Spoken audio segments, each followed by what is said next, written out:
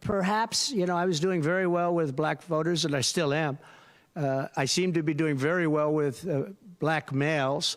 This is according to polls, as you know. It's possible that I won't do as well with black women, but I do seem to be doing very well with other segments, extremely well with Hispanic. Jewish voters way up. White males way up. White males have gone through the roof. White males way up. Now, I don't know. All we're doing is giving you the stats that you have. It could be that I'll be affected somewhat with black females, where we're doing pretty well. And I think ultimately they'll like me better because I'm going to give them security, safety, and jobs. I'm going to give them a good economy. We have a very bad economy right now. We could literally be on the throes of a depression, not recession, a depression.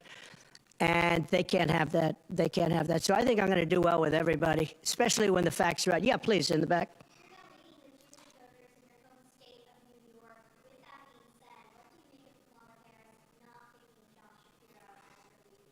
Well, I don't know. I know Josh Shapiro. He's a terrible guy, and he's not very popular with anybody. I think that this election maybe is better than Josh Shapiro would have been. But I think other than Josh Shapiro, I think she had some good choices. But Josh Shapiro is not one of them. He's caused a lot of damage with a lot of people.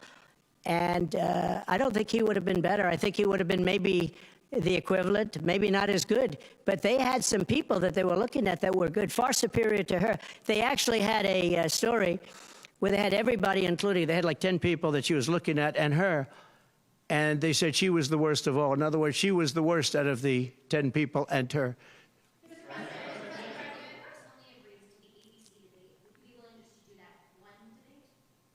I don't know how that's going to work out. We'd like to do 3 debates. We think we should do 3 debates. We think Fox and ABC. And we also have CBS is going to do the vice presidential debate. So CBS will do vice presidential. And I have to tell you, J.D. Vance has really stepped up. He's doing a fantastic job.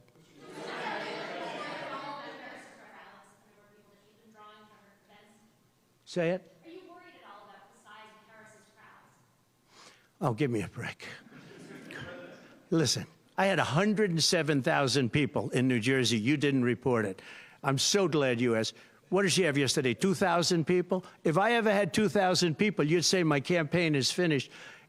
It's so dishonest, the press. And here's a great example. I had in Michigan recently 25,000 people, and 25,000 people were we just couldn't get them in. We had in Harrisburg 25,000 people, and 20,000 people couldn't get in. We had so many. Nobody ever mentions that. When she gets 1,500 people, and I saw it yesterday on ABC, where they said, oh, the crowd was so big. I have 10 times, 20 times, 30 times the crowd size. And no, they never say the crowd was big. That's why I'm always saying turn around the cameras. I'm so glad you asked that. I think it's so terrible when you say, well, she has 1,500 people, 1,000 people, and they talk about, oh, the enthusiasm. Let me tell you, we have the enthusiasm. The Republican Party, and me as a candidate, but the Republican Party has the enthusiasm because people want to see crime stopped. They want to see a country that's respected. Think of it. If I were president, you wouldn't have Russia and Ukraine, where it never happened. 0 chance. You wouldn't have had October 7th of Israel. You wouldn't have the horrible withdrawal. And I don't mean the withdrawal, because the withdrawal was fine. I was ready to withdraw from Afghanistan, and we were going to do it with dignity and strength. And we were keeping our equipment. We weren't leaving $85 billion worth of equipment behind. And we wouldn't have had 13 great soldiers. I know the families of those soldiers well. We wouldn't have had these soldiers killed. And we wouldn't have had 45 soldiers obliterated. No legs, no arms, the face. None of that would have happened. And you wouldn't have had inflation. You wouldn't have had any inflation, because inflation was caused by their bad energy problems. Now they've gone back to the Trump thing because they need the votes. I don't know if you know, they're drilling now because they had to go back because gasoline was going up to $7, $8, $9 a barrel. So they said, we better do what Trump. But the day after the election, if they won, you're going to have fuel prices go through the roof. Everybody's going to be forced to buy an electric car, which they're not going to do because they don't want that. It's got a great market. It's got a market. It's really a sub-market. People want gasoline-propelled cars. They want hybrids. They want to have everything, and they want electric. But they want everybody to have an electric car. We don't have enough electricity. We couldn't make enough electricity for that. And you know what else? The weight of a car, the weight of a truck. They want all trucks to be electric. Little things that a lot of people don't talk about. The weight of a truck is 2.5 times heavier. You would have to rebuild every bridge in this country if you were going to do this ridiculous policy. So, but on crowd size, in history, for any country, nobody's had crowds like I have, and you know that. And when she gets 1,000 people and everybody starts jumping, you know that if I had 1,000 people would say, that's the end of his campaign. I have hundreds of thousands of people. In South Carolina, I had 88,000 people. In Alabama, I had 68,000 people. Nobody says about crowd size with me. But she has 1,000 people or 1,500 people, and they say, oh, the enthusiasm's back. No, no. The enthusiasm is with me and the Republican Party because they want to stop crime. They want to stop people from pouring into our country from places unknown and from countries unknown, from countries that nobody ever heard of. That's where the enthusiasm is.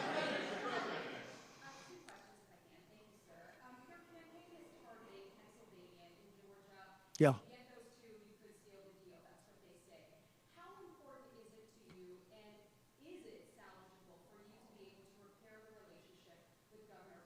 I don't know. I don't know if I can or not. I got him elected. Without me, he wouldn't be governor. I got him elected. He was doing terribly. I got him elected. With that being said, I hope we can repair it. But if we don't, the people are still the people, and they're going to vote. We're leading in Georgia by a lot. We're leading in Pennsylvania by a lot. So, but I don't know. Now, in Pennsylvania, I have great relationships. In Georgia, I do too, but unfortunately not with the governor. I've never understood it. When you get somebody elected, they're supposed to like you. He's not exactly, for some reason, and you'll have to ask him about that. Yeah, I'd love to see it get repaired. I think that if we don't win Georgia, Georgia is a big win, is a big state. So I won Alabama by a record. Nobody's ever gotten that many votes. I won South Carolina by a record. You don't win Alabama and South Carolina by records and lose Georgia. It doesn't happen. And the people of Georgia understand that. There was tremendous anxiety and problems in Georgia. A lot of people say, what happened? And we have to, all we want is honest elections. If we have honest elections in Georgia, and we have honest elections in Pennsylvania, we're going to win them by a lot.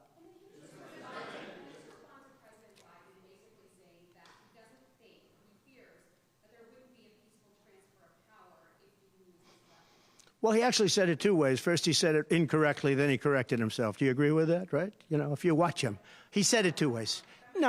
I mean, he said it two ways because he doesn't really know what he's saying. Why didn't he bring it up at the debate? You know, he had a chance for 90 minutes to bring it up at the debate. He could have talked about that at the debate, and he didn't do it. Everyone said, oh, he said this and he said that.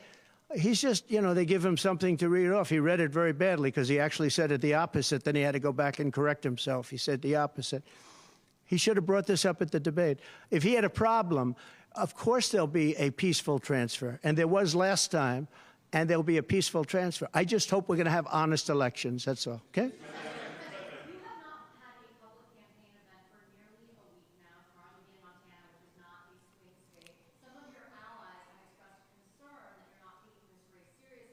What a stupid question this is. Because I'm leading by a lot and because I'm letting their convention go through, and I am campaigning a lot. I'm doing tremendous amounts of taping here.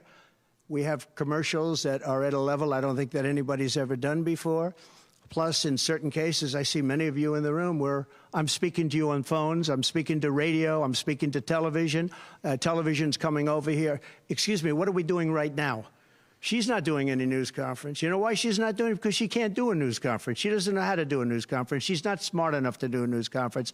And I'm sorry, we need smart people to lead this country because our country's never been in this danger before, both economically and from an outside perspective. Russia doesn't respect us anymore. China doesn't respect us anymore. North Korea, Kim Jong-un liked me a lot. He doesn't like this group. We are in great danger. We're in great danger of being in World War III. That could happen. No, after their convention, yeah. And I'm going out, actually, I'm going out to certain places to help certain senators get elected. Not even for me. I'm trying to help when I go out to Wyoming or when I go out to Montana, or I'm going to different places to help people. And I don't have to go there because I'm leading those states, as you know, by 35, 40, 50 points. I'm leading by record numbers. I'm going because I want to help senators and congressmen get elected. Congressmen and women get elected. Yes, please. Yeah, go ahead. Mr. President, can you tell us a bit more about your upcoming interview with Elon Musk? The upcoming what? Interview with Elon Musk on Monday. Oh, yeah. There are reports now saying that the Chinese Communist Party is trying to use American social media platforms to spread its propaganda. What do you think this is? Yeah, the Elon Musk. So, yeah, sure. So Elon called me. As you know, he endorsed me full-throated. Great endorsement. I respect Elon a lot. He respects me. And not easy for him to endorse, to be honest with you. You know, it takes courage to endorse people. Many people have courage and many people don't. He does have courage. And Elon endorsed me, and he asked me whether or not I'd do a show on Monday, and I think it's going to be Monday night. And I believe he's the host of the show. So it'll be very interesting. A lot of people are talking about it. I look forward to it. That'll be done on Monday night. And just a quick question. What do you think social media companies in America should do to combat potentially misinformation spread by the Chinese people? Well, you have a lot of misinformation spread about China, and you have a lot of misinformation spread about a lot of different places. I think I'm going to get along great with China. President Xi of China and I were very good friends. We met right here, right in that, except we had a beautiful sofa there, as opposed to what we have right now. Right now we have you. But President Xi and I had a very good relationship until COVID. And I held him responsible for COVID. It broke up our relationship. But I think we're going to have a great relationship. And I think it's going to be mutually beneficial. But we cannot have it where China is taking advantage of the United States. And that's what they were doing, as you very well know. Yes, please. Mr. President, you just said that there was a peaceful transfer of power last time when you left office. You didn't see January 6th as a violent attack. How is that a peaceful transfer of power? What's your question? My question is, you think that last time there was a peaceful transfer of power when you left office? No, I think the people that, if you look at January 6th, which a lot of people aren't talking about very much, I think those people were treated very harshly. When you compare them to other things that took place in this country where a lot of people were killed, nobody was killed on January 6th. But I think that the people of January 6th were treated very unfairly. And they were there to complain, not through me, they were there to complain about an election. And, you know, it's very interesting. The biggest crowd I've ever spoken to, and I said peacefully and patriotically, which nobody wants to say, but I said peacefully and patriotically. The biggest crowd I've ever spoken to, and you've seen, Maggie, I was at the mall, I was at the Washington Monument, I was at the whole thing. I had crowds, I don't know who's ever had a bigger crowd than I have, but I had it many times. The biggest crowd I've ever spoken before was that day, and I'll tell you, it's very hard to find a picture of that crowd. You see the picture of a small number of people relatively going to the Capitol, but you never see the picture of the crowd. The biggest crowd I've ever spoken, I've spoken to the biggest crowds. Nobody's spoken to crowds bigger than me. If you look at Martin Luther King, when he did his speech, his great speech, and you look at ours, same real estate, same everything, same number of people, if not, we had more. And they said he had 1 million people, but I had 25,000 people. But when you look at the exact same picture, and everything's the same because it was the fountains, the whole thing, all the way back to from Lincoln to Washington, and you look at it, and you look at the picture of his crowd, my crowd, we actually had more people. They said I had 25,000, and he had 1 million people, and I'm okay with it because I liked Dr. Martin Luther King. Yeah, please.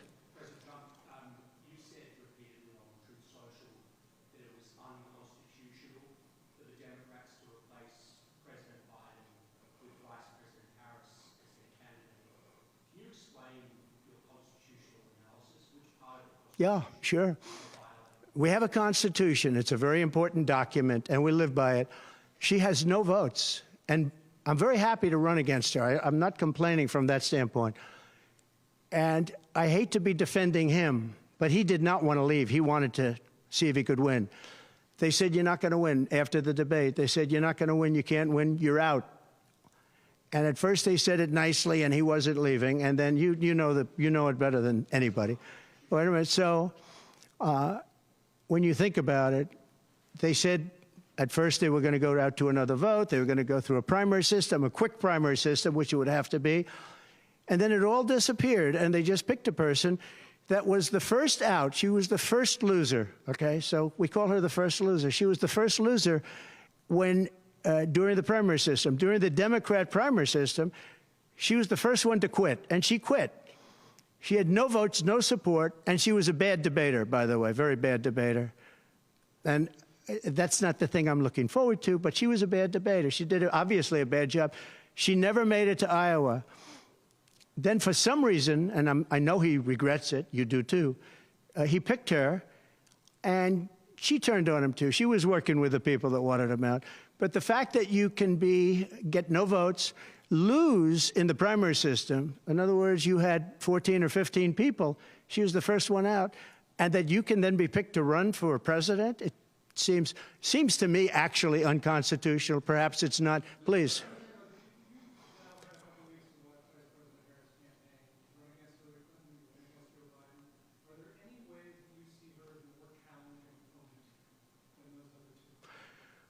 So I've run against Hillary, and I've run against various other people. I would say that in terms of intelligence, Hillary was far superior. I would say that. Hillary was smart. She was her own worst enemy in many ways, but she was smart, very smart. Okay? If you ask me to compare them. Please.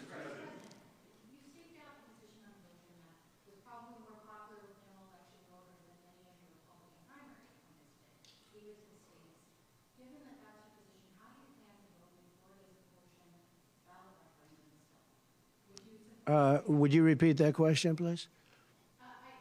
Do you have to speak up? Yes, sir. It's a hard room because it's very big, if you know. So this is worth $18 million. Oh, I see.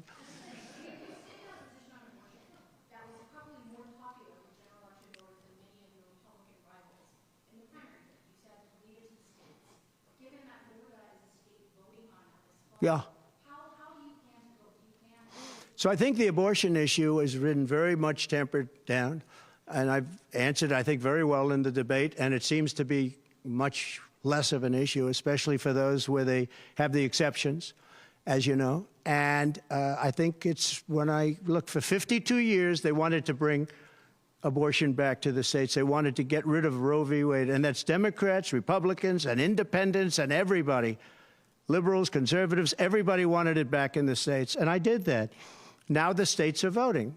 And frankly, some of the votes are much more, if you could say, liberal than you would think. Ohio turned out to be, they had a big vote, and it turned out to be a much more liberal standing than people would have thought. Kansas, the same thing. And then you have Texas, and you have other places where it may be different. But the issue has been brought back to the states now. And like Ronald Reagan, I believe in the exceptions for rape, incest, and life of the mother. I believe strongly. I think that that's a very important thing. I think when you have to follow your heart. But when you don't believe in the exceptions, I think it's much tougher. It's a much tougher issue. But about 82% of Republicans do believe in exceptions. I think and a lot of them are changing their mind and coming even further. I think that abortion has become much less of an issue. It's a very small, I think it's actually going to be a very small issue.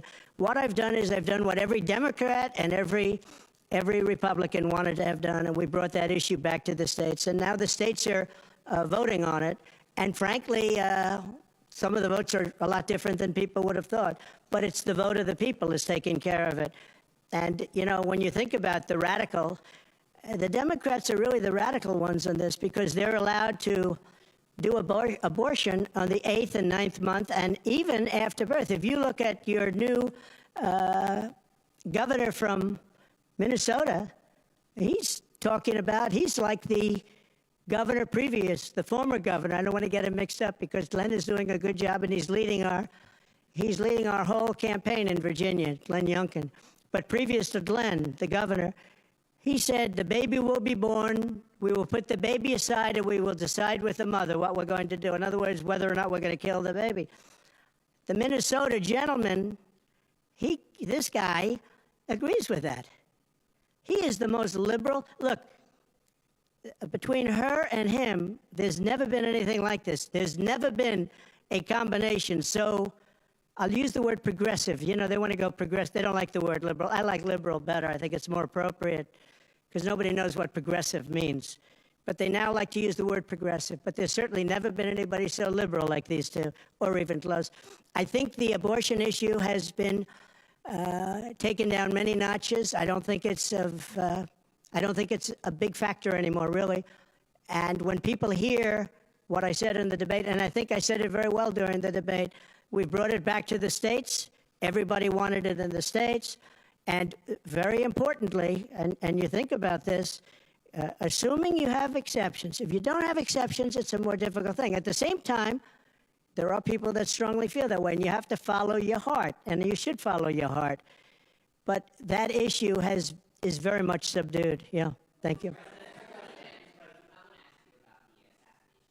About who? Yes.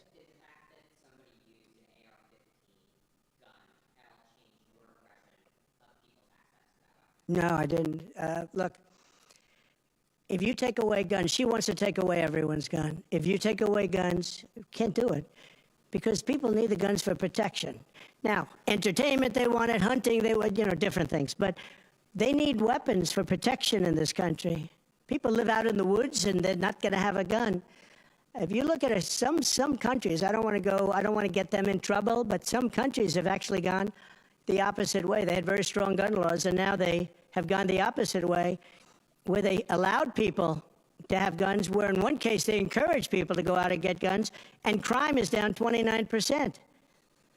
And remember this, what is the toughest gun law in the United States? Chicago. On July 4th, 117 people were shot and 17 died. The toughest gun laws in the United States are in the city of Chicago. You know that. They had 117 people shot. Afghanistan does not have that. Afghanistan, by the way, was the lowest point in the history of our country, in my opinion. That was the worst embarrassment to the history of this country, and I say Putin would not have gone into Ukraine if that didn't happen. When he saw the incompetence of Milley and all these guys that are incompetent, when he saw that happen, when they took out the soldiers first, they took out the soldiers first.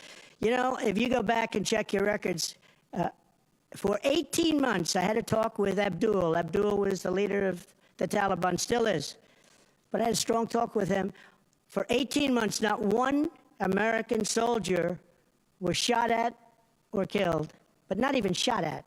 18 months, and then we had the disaster of the lift, where people were falling off airplanes from 3 times the height of the World Trade Center. I mean, terrible. But now our country has to be respected again. Please.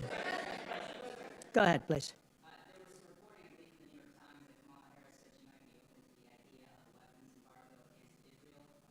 Comment on that. I'd be against that. That Kamala is in favor of not giving Israel weapons? Yeah. That's what I hear. Look, she's been very, very bad to Israel, and she's been very bad to Jewish people.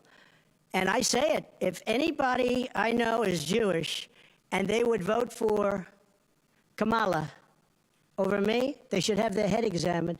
If you think about it, I gave them Golan Heights, I gave them the capital of Israel, Jerusalem, I even built the embassy. I gave them no Iran deal. The problem is they didn't do anything with it. Iran was broke. We could have made a deal so easily. I would have had a deal done within 1 week after the election with Iran. Iran can't have a nuclear weapon. It's very simple. We would have gotten along with Iran. I was looking forward to it. I was fine with Iran. You know, we hit them a couple of times pretty hard, but we would have been fine with Iran. But I terminated that deal. I got them the Abraham Accords. Everyone said that's impossible. I got them the Abraham Accords. She's been very, very bad to Israel, and she's been very bad and disrespectful to Jewish people. And any Jewish person that votes for Kamala and her friend, her new friend, who I don't know if she knew him before, but I don't think he's too good. But anybody that votes for them, if you're Jewish or if you love Israel, you have to have your head examined. Go ahead, please.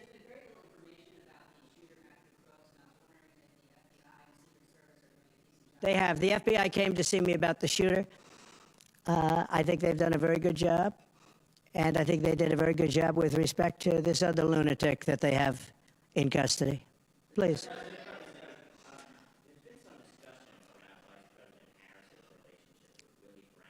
Yeah.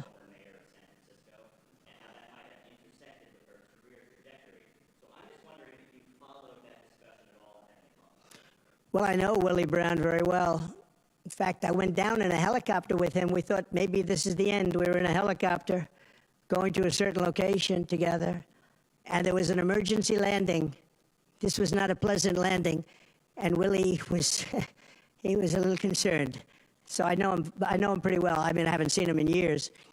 But he told me terrible things about her. But this is what you're telling me anyway, I guess. But he had a big part in what happened with Kamala. But he I don't know, maybe he's changed his tune, but he was not a fan of hers very much at that point.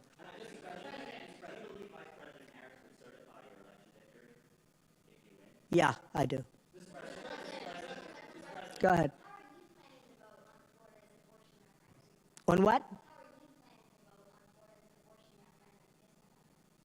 Well, I'm going to announce that. I'm going to actually have a press conference on that at some point in the near future, so I don't want to tell you now.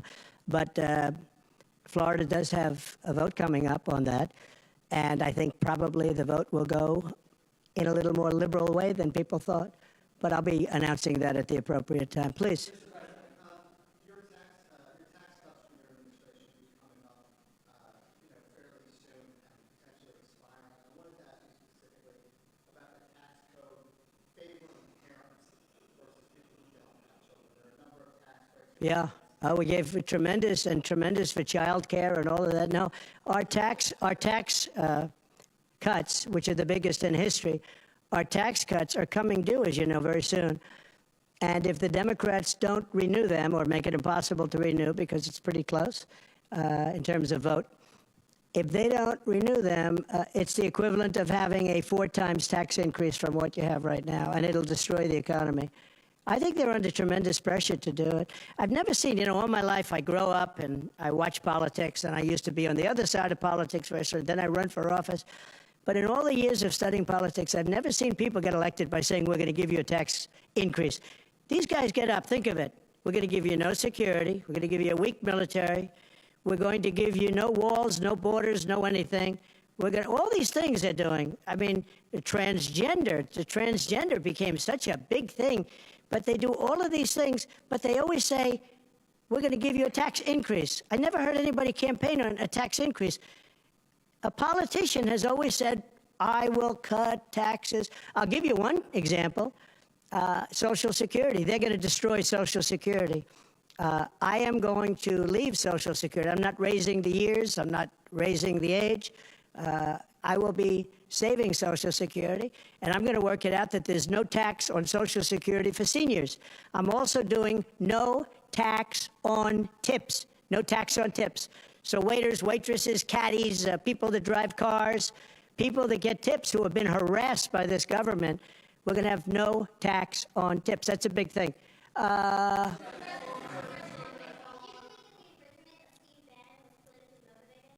Yeah, oh, absolutely, sure. Because other people have done far bigger things than Steve Bannon, sure. It's politically motivated. I think it's a horrible thing they did. Look, they've weaponized government against me. Look at the Florida case. It was a totally weaponized case. All of these cases, by the way, the New York cases are totally controlled out of the Department of Justice. They sent their top person to the various places. They went to the AG's office, got that one going. Then he went to the DA's office, got that one going, ran through it. No, this is all politics, and it's a disgrace. Never happened in this country. It's very common that it happens, but not in our country. It happens in banana republics and third world countries, and that's what we're becoming. We have no borders. We have bad voting regulations. Anytime you have mail-in ballots, you're going to have problems. France learned that lesson. France had all mail-in voting, and they went back. to paper ballots, voter identification, voter ID. They went back to a normal system, one-day voting. They don't want to be around, voting for 64 days. And look, the election, I keep talking about November 5th, but the election really starts on September 6th. That's when it starts because it's early voting. We should have one-day voting. We should have paper ballots. We should have voter ID, and we should have proof of citizenship. Please. No, the gentleman in back. For who? You're going to have to talk louder, sir. Do you support continuation of tax credits for EVs? And secondly, what sort of political or policy advice does Elon Musk give? Elon is a very different kind of a guy. He's a very big believer in the country, but he's very worried about the country. He's very worried about the country. And I don't know if it's good for him politically to have supported me, although I think we have a vast majority of this country does support me. But Elon, more than almost anybody I know, I mean, he loves this country. He loves the concept of the country. But like me, he says this country is in big trouble. It's in tremendous danger. Okay, please. Polls suggest overwhelmingly that Americans trust you more than Kamala Harris to fix the U.S. economy. I like this guy. I like him. What message do you have to Americans, sir, who are struggling to pay for everything? Yeah. Groceries, rent? The polls have suggested. There are some polls that say we're going to win in a landslide. People are voting with their stomachs, meaning they're going to the grocery store. They're paying 50, 60, 70% more for food than they did just a couple of years ago.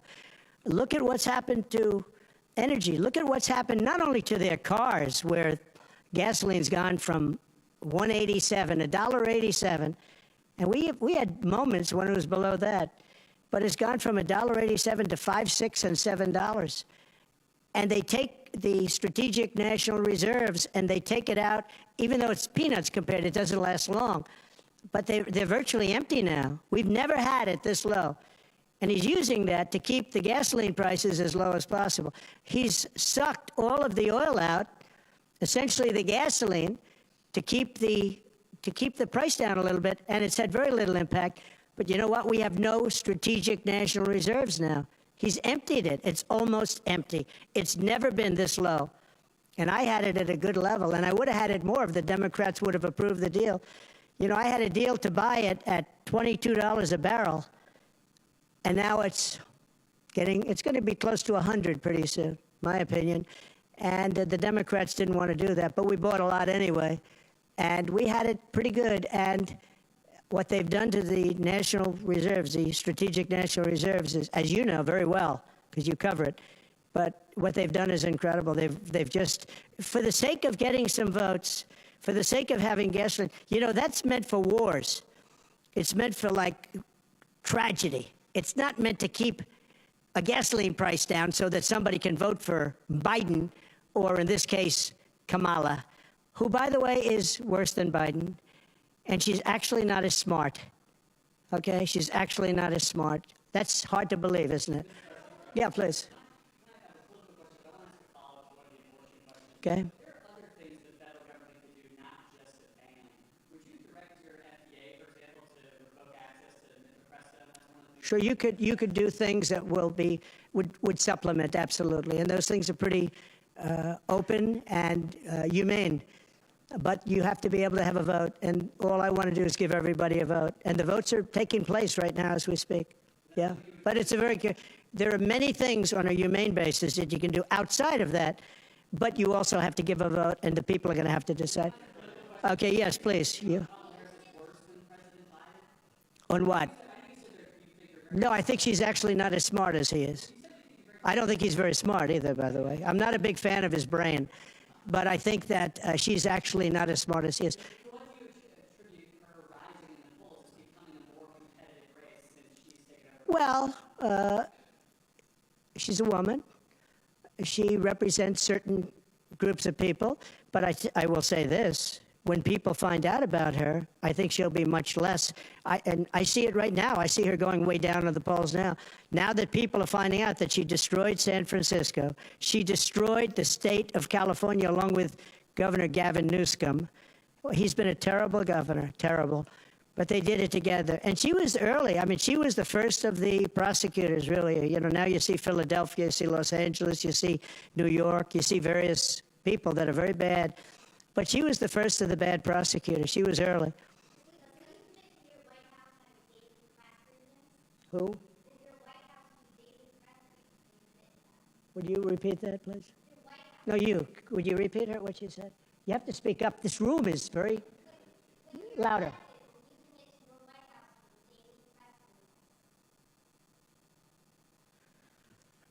Do you hear her? A daily press briefing? Why would I do that? I would give you all the press briefings you want. Look what I'm doing here. But why would I do a daily press? You'd get tired of me very fast. No, but I will give you total access, and you'll have a lot of press briefings, and you'll have from me. Now, are you talking about from me or from a press secretary? Well, yeah, probably they'll do something. If it's not daily, it's going to be a lot. You'll have more than you want. Yeah, please. President Biden's vowed not to pardon his son Hunter, who is now a convicted felon facing more felony charges in his upcoming trial for alleged tax evasion. Would you consider granting clemency or a pardon? I don't think it's appropriate for me to talk about it. I think it's a tragic story. You want to know the truth. And I felt that with Hillary Clinton, too. You know, with Hillary Clinton, I could have done things to her that would have made your head spin. I thought it was a very bad thing. Take the wife of a president of the United States and put her in jail. And then I see the way they treat me. That's the way it goes. But I was very protective of her. Nobody would understand that, but I was. I think my people understand it. They used to say, lock her up, and I'd say, just relax, please. We won the election. I think it would be I think it would have been horrible for our country and we had her between the hammering of all of the files. And don't forget, she got a subpoena from the United States Congress. And then, after getting the subpoena, she destroyed everything that she was supposed to get. I thought it was so bad to take her and put her in jail, the wife of a president of the United States. And then, when it's my turn, nobody thinks that way. I thought it was a very terrible thing. And she did a lot of very bad things. I'll tell you what, she was pretty evil. But in terms of the country and in terms of unifying the country, bringing it back, to have taken her and to have put her in jail, and I think you know the things as well as I do. There were some pretty bad acts that she did. I think it would have been very bad for our country. And a lot of my people, a lot of the MAGA, as they call them, but the base. And I think the base is 75% of the country, far beyond the Republican Party, because we're a party of common sense, and I'm a person of common sense. I want to have low taxes. I want to have strong borders. I want to have a strong military so that China and Russia, look, they've allowed China and Russia to do the impossible, combine. They're natural enemies. They always have been, because China needs more land and Russia has it. They've always been natural enemies, and because of Obama, it started with him, and then Biden, because he didn't know what the hell he was doing, they've now become one force. And then now they're adding Iran to it, and they're adding North Korea to it. Pretty powerful force. This is something that is unthinkable that they allowed to happen.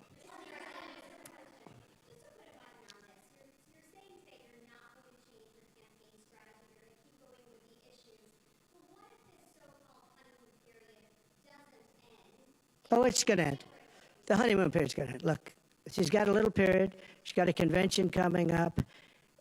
It's about policy. It's not about her. I think she's incompetent because I've watched her. She destroyed California. She destroyed San Francisco. Everything she's touched has turned to bad things. I'm not going to use foul language, but everything she's touched has turned bad. She's incompetent. The reason she's not doing what I do, and she's not doing what she should be doing, she won't even do interviews with friendly people because she can't do better than Biden.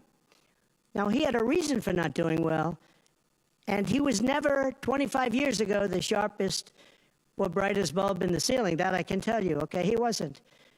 But he could do interviews at least. Not lately, he couldn't, perhaps. But she should be doing interviews. She doesn't want to do interviews. And the reason she doesn't is, number one, her policies are so bad. Just to answer your question, I think that it's not going to change because it's really ultimately not about her as much as about her policies. She wants open borders. She wants to defund the police. She wants to defund the police. She wants to take away your guns. Anybody that thinks they're not going to come after your guns, you know, when I was president, I totally protected the guns. And I think it's very important.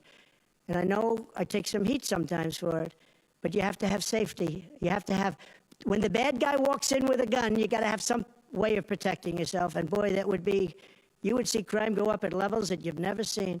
When people say on this side of the house, this house has guns, we will use the guns, they say, let's pass, we'll go someplace else. You have to have them.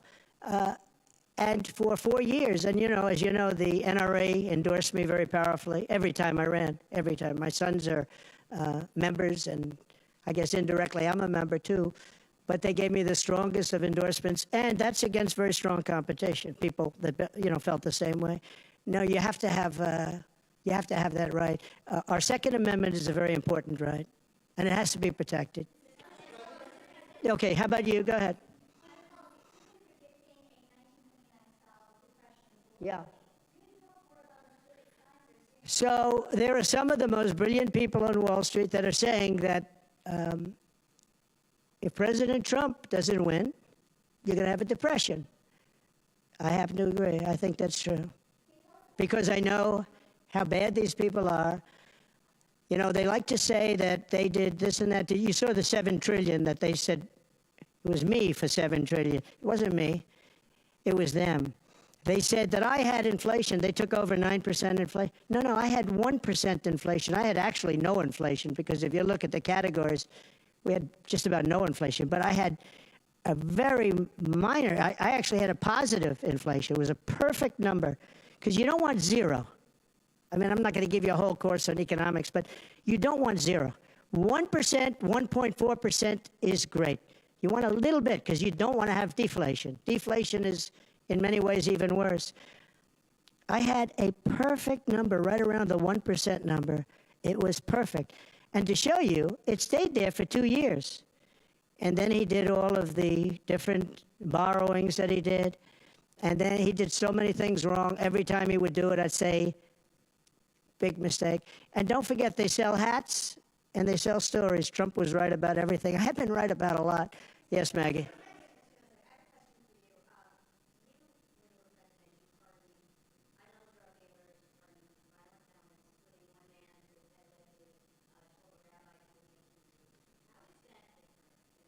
Well, we had a commission like other people do, and it's always complicated and it's always controversial. And we had commissions that, and I think of respected people, you know, many of the people on the commission, and they would recommend to me certain pardons for certain people. Some people were treated very harshly. A fantastic woman, as you know, she served 24 years for being on a phone call having to do with drugs. You know who I'm talking about. She was great. And she had another 24 years to go. And it was largely about marijuana, which in many cases is now legalized, okay? But we had many very highly regarded people on a commission, and they'd recommend, and they'd put a reason why. Some people were, you know, served time, but they served a lot of time for something that today people wouldn't even serve time by. Well, for the most part, I think they did. I mean, they did. They go through. They went through. I had a commission. It was a very important commission to me, and highly respected people. And frankly, they came up with some decisions that I wouldn't necessarily agree with, but I did it. But I let a lot of people out that had no representation. I went to people in jails, in prison that we respected. I said, how many of these people should be let out? We let out large groups of low-income people that were serving like 40 years for something that today you wouldn't even be put in jail for. We had very few people let out because I said, I really don't want to let people out where they had a lot of violence, where they had killing, et cetera, et cetera. And for the most part, we didn't do that. Yeah, please.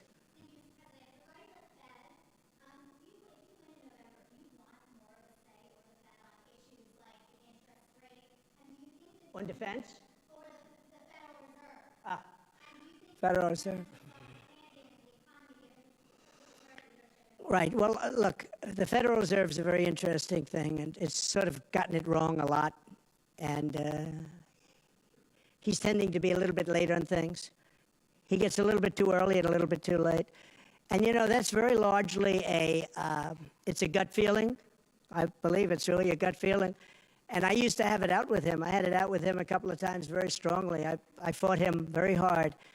And, you know, we get along fine. We get along fine. But I feel the president should have at least say in there. Yeah, I feel that strongly. I think that in my case, I made a lot of money. I was very successful. And I think I have a better instinct than, in many cases, people that would be on the Federal Reserve or the chairman. Yeah. People going to prison for marijuana.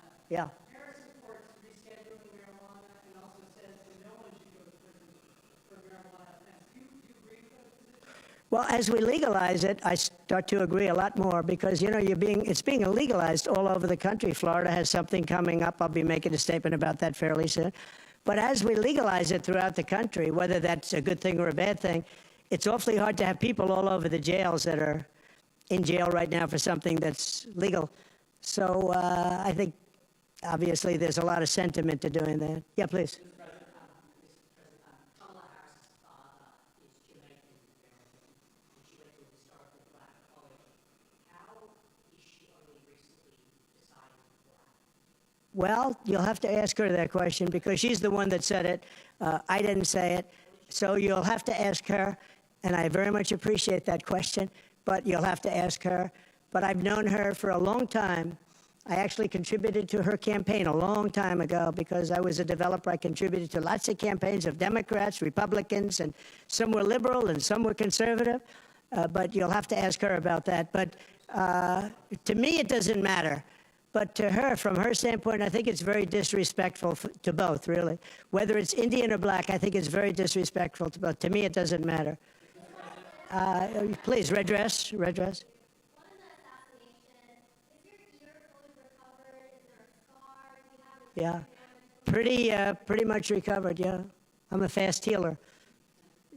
It's a hell of a shot, but I'm a fast healer. Yeah, pretty much recovered. Do you have any hearing damage from No, it didn't hit that. I got very lucky.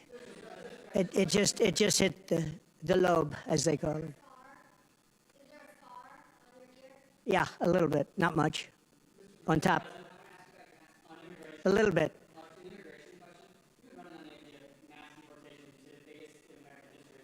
Yeah. When Senator Vance has been asked about that, he sort of suggested that really you only need to go after people who are convicted of crime. Well, we're starting that, yeah. Okay, so what are you really talking about here? How will you pay for it? We are going to start the largest mass deportation in the history of our country because we have no choice. It's not sustainable. And we're going to start with violent criminals, and we're going to start then with criminals. And our local police is going to work with us because they know everything about the people. They know their names. They know everything about them. They know their middle name. They know their numbers. And as you know, the other side is trying. You know, look, for years I wondered, why are they allowing these people to come in at levels like this? It was incredible. And I said two reasons. They're either really stupid, and I don't believe they're stupid, because anybody that can cheat in elections like they cheat is not stupid. Or, in the alternative, they have bad motives or they hate our country. And I used to think they hate our country. But lately I've seen where they're trying to sign these people up to vote. And they have to stop. They cannot let illegal immigrants vote in this upcoming election. All right, one more question. Go ahead, one more. Make it a good one, please. Regarding Social Security taxes for seniors, Right. we talked about experts say that the policy could increase the deficit by $1.6 trillion. So how would it work for you? We have so many ways of making money in this country. We're not going to affect our Social Security. We're not changing it. And I proved that over 4 years. And we're going to do it. It's very unfair to people. They spend their